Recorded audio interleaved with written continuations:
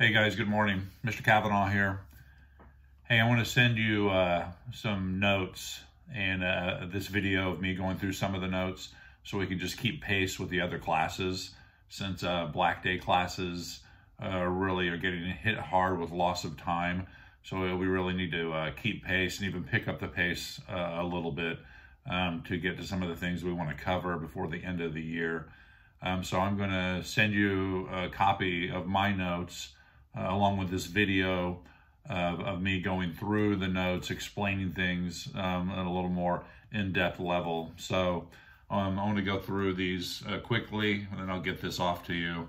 But I just want you to think of where we've come from also, going all the way back to issues leading up to the American Revolution, the Constitution, issues that lead to Civil War, the Civil War, before the Civil War, the antebellum period, and then the Civil War, and then we just got done talking a little bit about Reconstruction, and now we're going into America after Reconstruction, going into a period really called the Gilded Age, which I'll get into a little bit today. But what our focus was, we were talking about last class, we were talking about the impact of the railroad. That is where we left off, and that's what you need to get into your notes.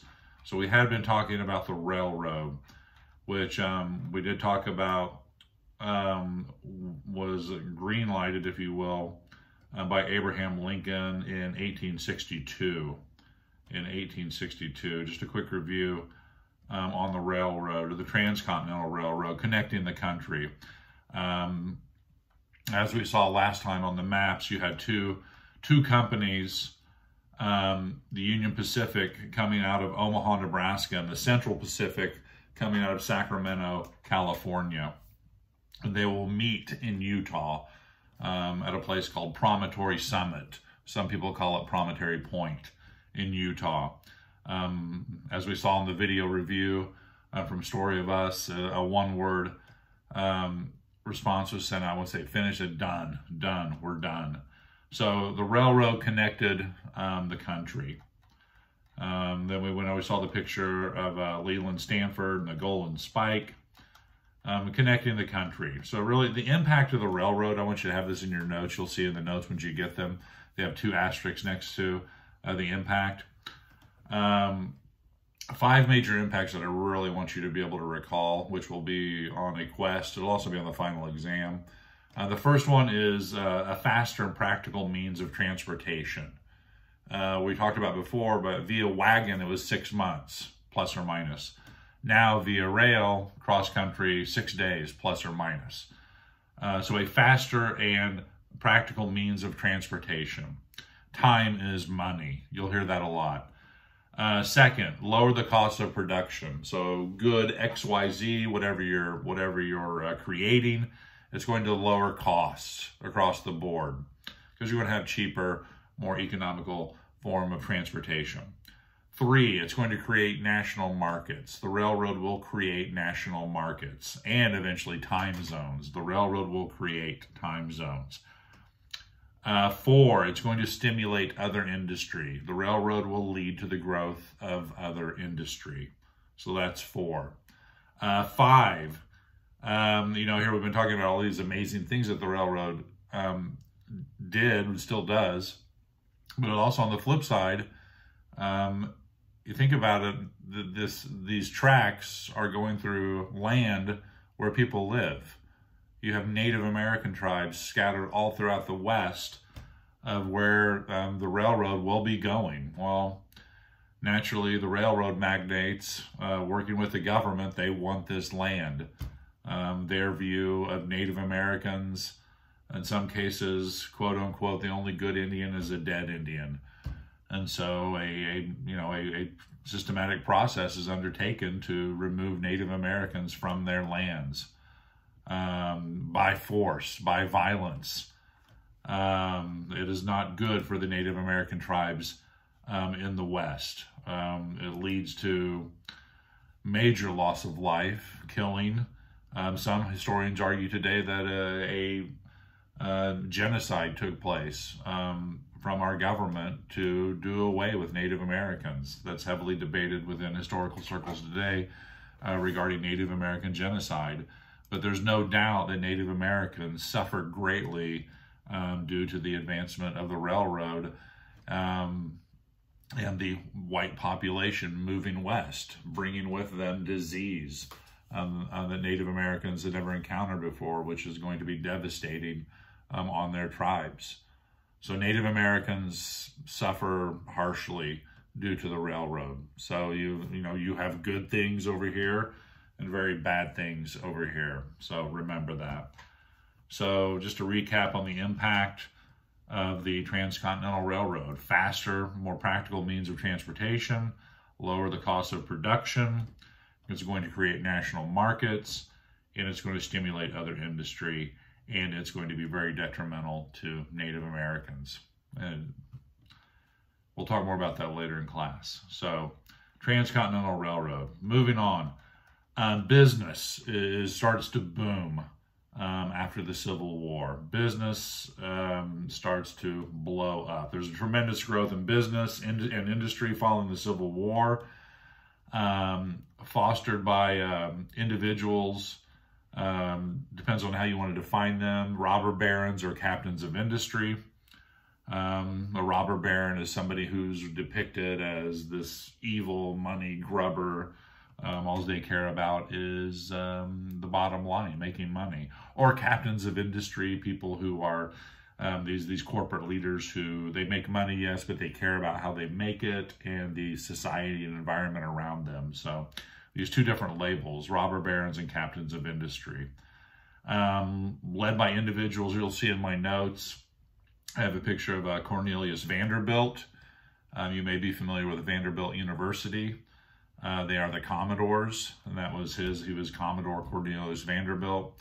He made really his fortune beginning in shipping via cargo ships, and then the railroads. He made tons of cash in the railroads. Cornelius Vanderbilt. Vanderbilt University, great university, Nashville, Tennessee. Check it out. Next, I have Andrew Carnegie. You'll hear some different pronunciations of his name. Carnegie, I always go with Carnegie. Scottish immigrant.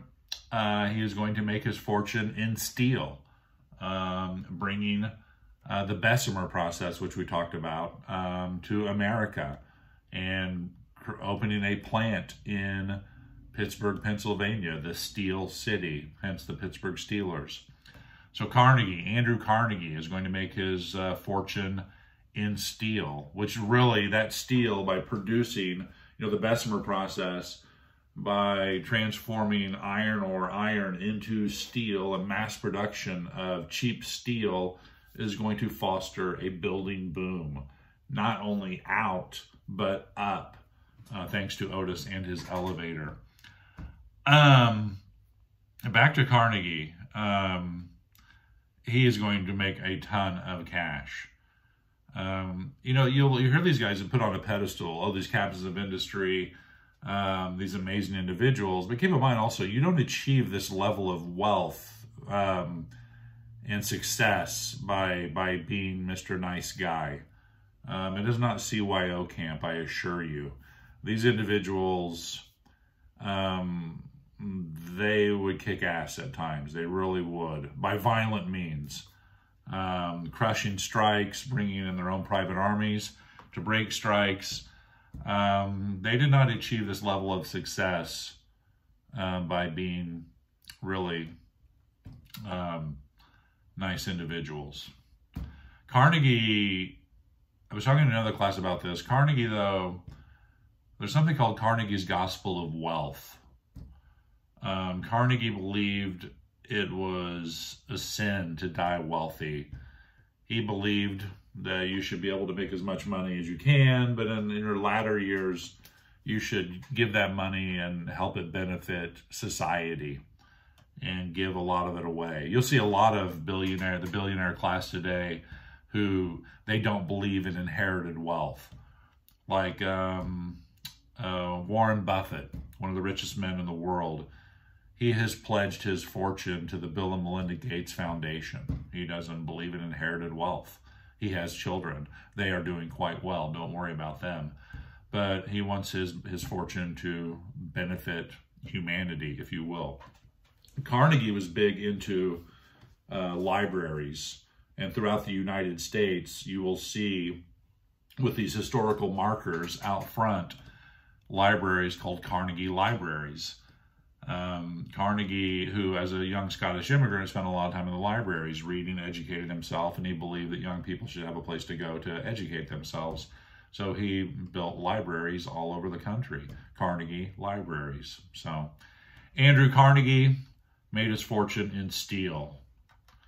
Then I have, next individual I have is J.D. Rockefeller. Oh my gosh, talk about, yeah, he's interesting guy.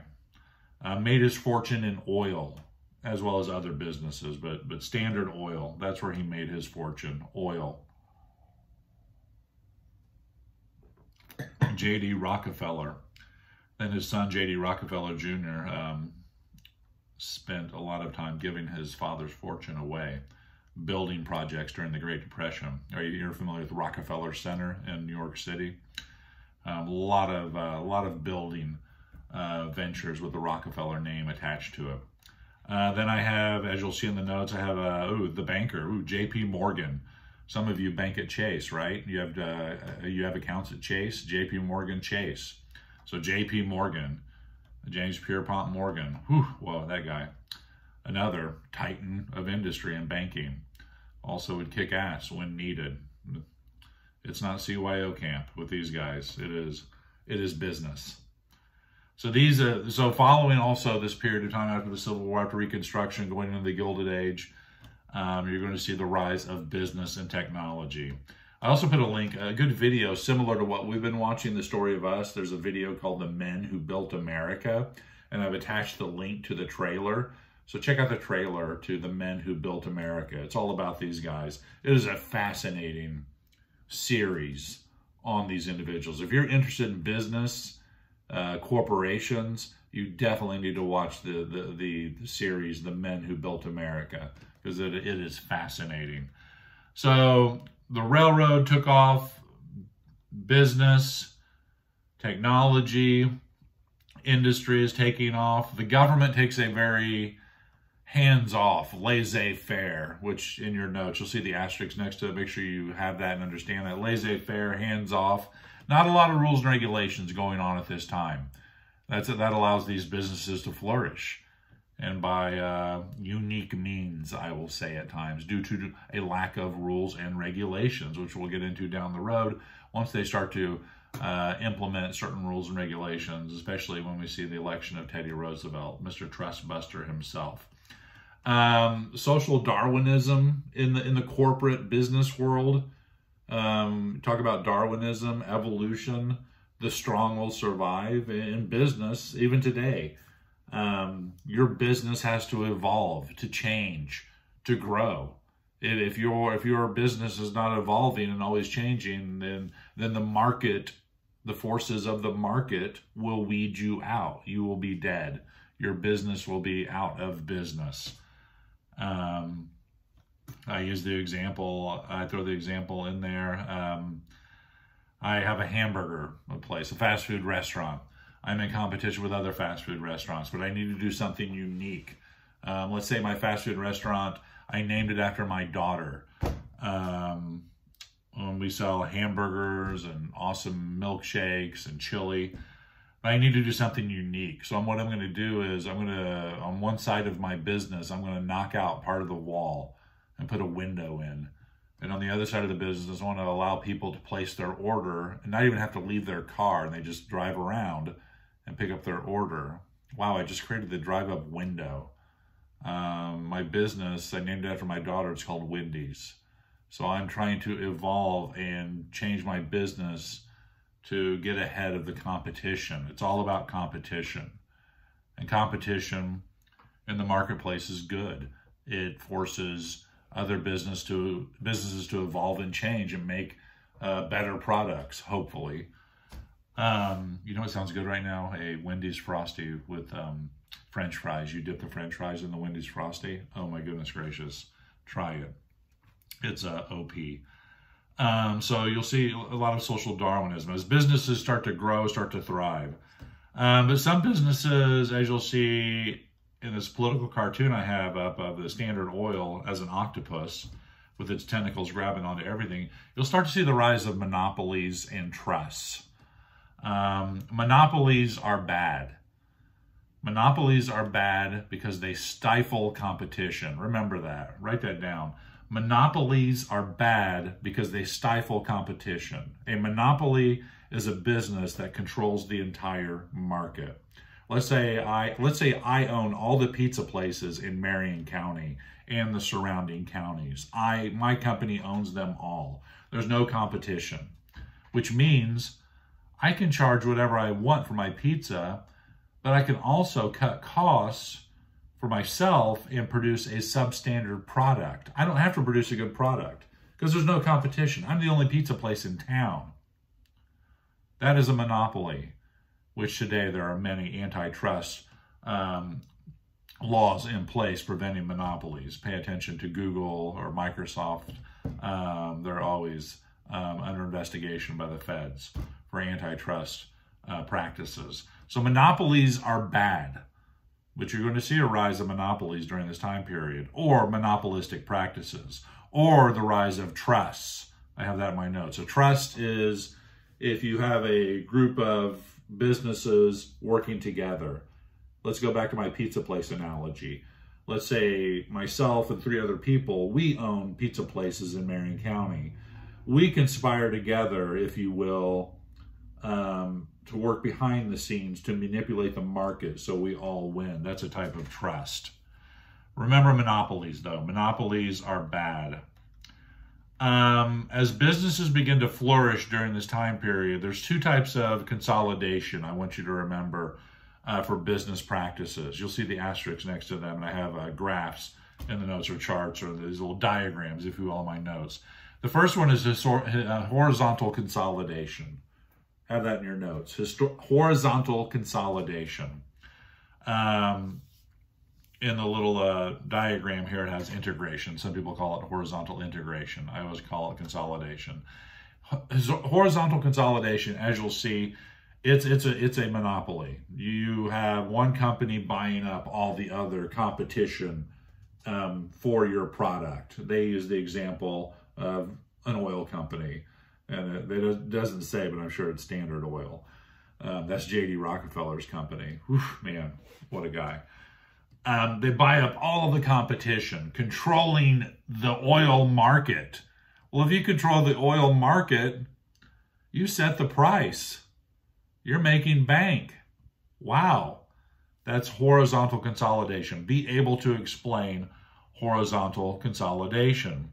On the flip side, you have vertical consolidation. Be able to explain that as well. In vertical consolidation, as you'll see on this diagram, you control all phases of production. I'm not buying up competition. I'm creating my own resources, what goes into my product. Let's go back to my pizza place. I have pizza on the brain for some reason. I was thinking about something else regarding social Darwinism in the business place. You know, your business, it must evolve. There's something that's popped in my head regarding pizza. You know, there's a pizza place out of Detroit, Michigan.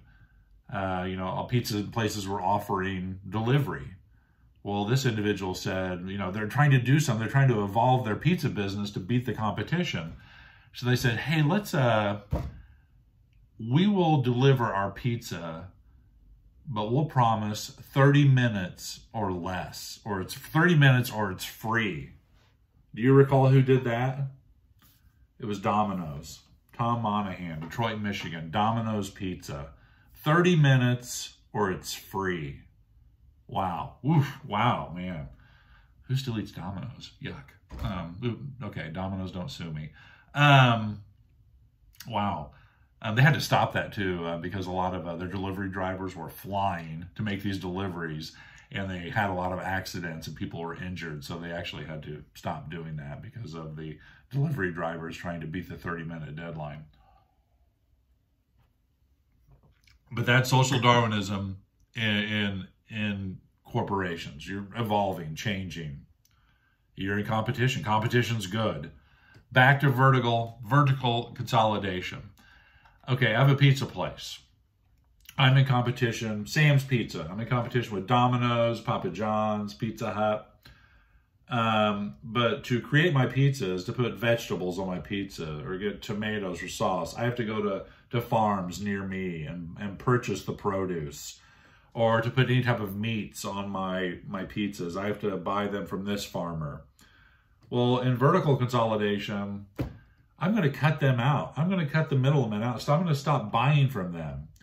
I'm going to create my own farms for my vegetables, for my pizza, for the meat, the sausage, for my pizza. I'm going to create what I need to go into my product. It will be under my umbrella. I will own it for my business. I'm going to cut these other businesses out, and I'm going to do it myself.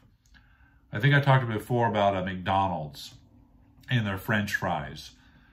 McDonald's, when they were making their French fries, they would buy local potatoes. Well, some of the French fries weren't selling because the potatoes weren't very good in certain areas of the country. So Ray Kroc had a huge meeting, and on the table they had all of their different French fries and all the different potatoes. And they were looking for the best one. And they finally discovered this Idaho potato, and the French fries that came from this potato were selling very well. And they loved them. So they said, you know what? This is the only potato we are going to use. And we're going to grow more of these potatoes. We're going to create warehouses to store them. This is going to be the only potato we use. So if you buy French fries from McDonald's in Indianapolis, Indiana, you will get this French fry. If you eat in a McDonald's in Salt Lake City, Utah, you will be getting the same French fry from the same potato. So you're going to get the same French fry no matter where you go at a McDonald's. And that's people know that. They love that. They love those fries. That's what I'm getting, and I'm going to eat at McDonald's. McDonald's French fries, best French fries, along with their with McDonald's Coke. Oh yes, that is vertical consolidation. You're putting everything that goes into your product under your roof. Check out the diagram. Know how it works. Vertical consolidation. We enter, we're going in now to what's called the Gilded Age. Late 1800s, mid 1900s. Know that date range. Late 1800s, mid 1900s. The Gilded Age. This is a phrase that is coined by the author Mark Twain. Samuel Clemens, Mark Twain, remember that. What he's talking about is, if something's gilded, it looks good on the outside, but if you scratch below the surface, it's not good. It's ugly. It's lead.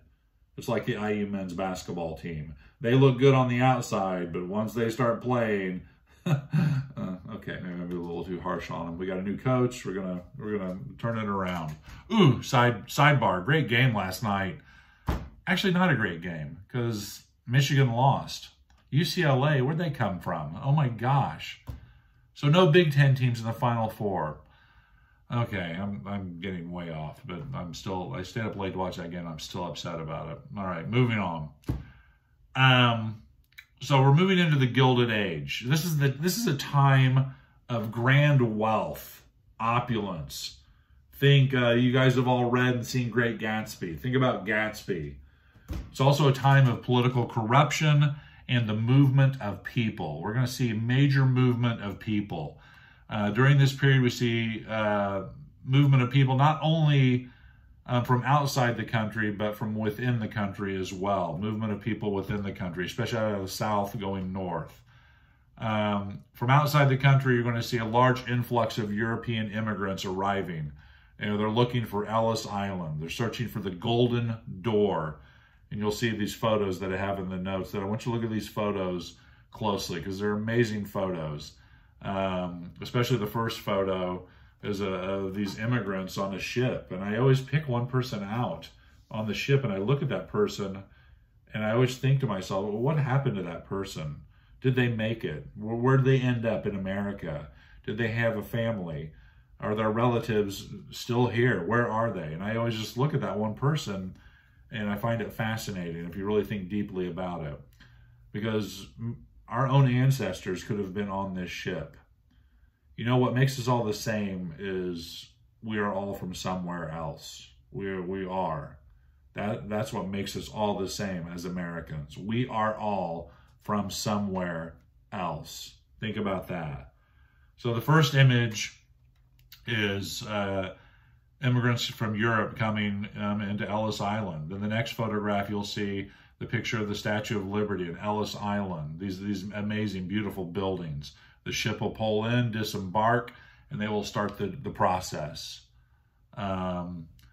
If you ever get a chance and you're in New York City, go to the Statue of Liberty, go to Ellis Island. I don't know if it's been open and closed. You'd have to check out the status on that. But if you get the opportunity, go. It's just an amazing place. It's our history. It's who we are as Americans. It is fascinating.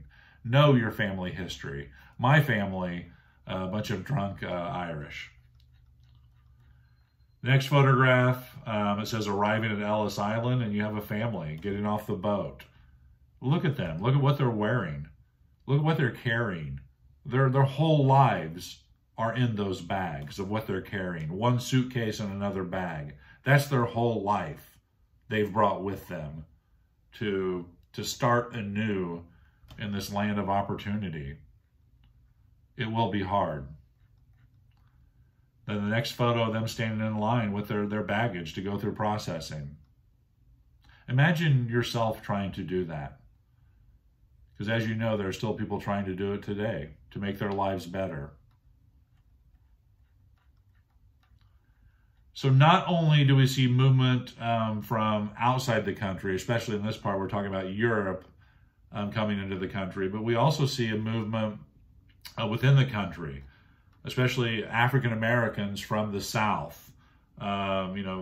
Children of the formerly enslaved are going to be leaving the South. This is known as, have this in your notes, you'll see the asterisks, the Great Migration, and there's a map as well. You're going to see African Americans leaving the South, moving north to these industrial cities, looking for jobs. Places like Chicago or Gary, Indiana, looking for jobs in the steel mills, making money.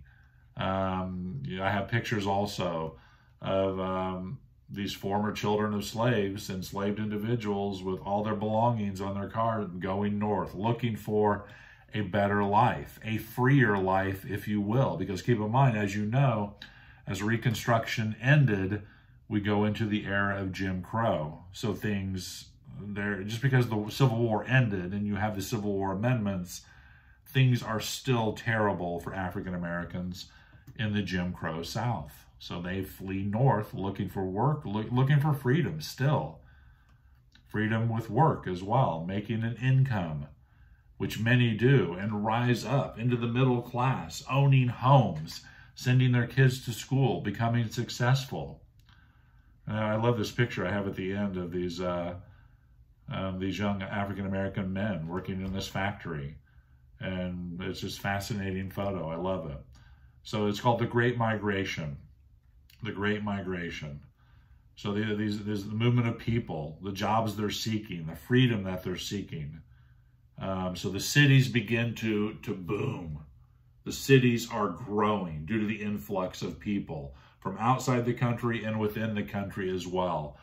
We're going to talk about that next class, is the growth of cities. The country's growing out and it's growing up as well, and business is booming. But there's going to come to a point where business is, the markets are going to become glutted, and we're going to have to start looking overseas. And that is a whole nother chapter. So that is where we are. The impact of the railroad, moving into the Gilded Age, and the movement of people. So I want to send you these notes, look them over, get the key points into your notebook, peruse this awesome video as you go, and have this information in your notes. I'm also going to send you a link to the Story of Us. There's a couple segments from the Story of Us I want you to watch. If you have any questions, any concerns, shoot me a text, shoot me an email, and let me know what's up. All right, have a great day. Kavanaugh out.